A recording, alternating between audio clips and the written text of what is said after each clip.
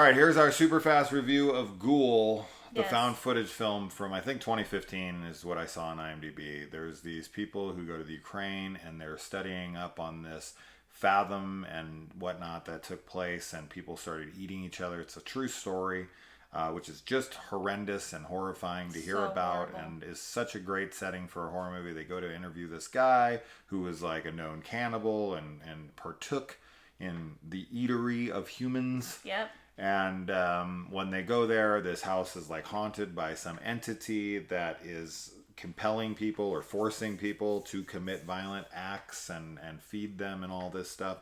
The movie's just not good. And where it lacks tremendously is in its characters. They are so unlikable. I wanted to punch them so hard. I could not care if people ate them. I wouldn't eat them only because I think they would taste as bad as they acted. Yeah. I was pretty not impressed with the movie, and like as you said, it's a great setting, a great premise, and all of that, and it just totally lost us super early on, and the characters are extremely unlikable. So Yeah, I was super into the story. Like at first, I was like, "Oh, this could be really cool." But then we're talking about they're in Ukraine. Mm-hmm. They are sitting with people who know people who went through this stuff, who are actually involved with people and maybe family members and whatever, and they're talking about it, and they're summoning spirits, and they're asking them about insanely sensitive subject matter inside the country with the country's people.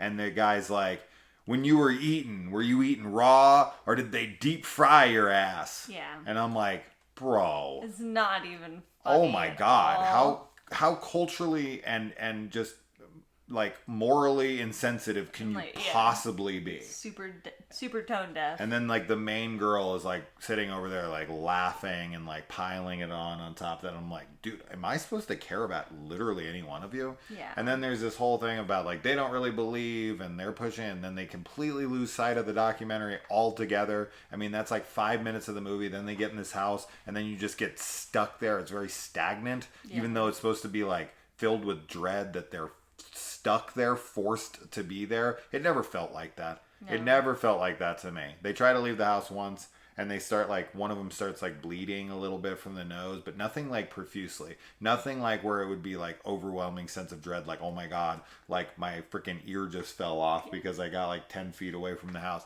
Anything to like really amp up the tension. It just does not exist in this movie. Yeah.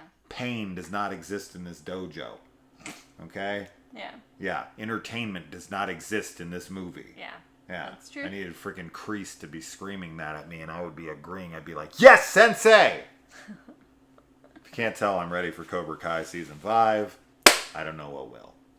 But yeah, I just no, and we own this. It just so happened to be in the collection. I saw it and was like, "Oh, that's one of the movies that was in there and were recommended and whatever." No, not recommended. No. I wouldn't recommend this to my enemies. It's funny because it's not horrible.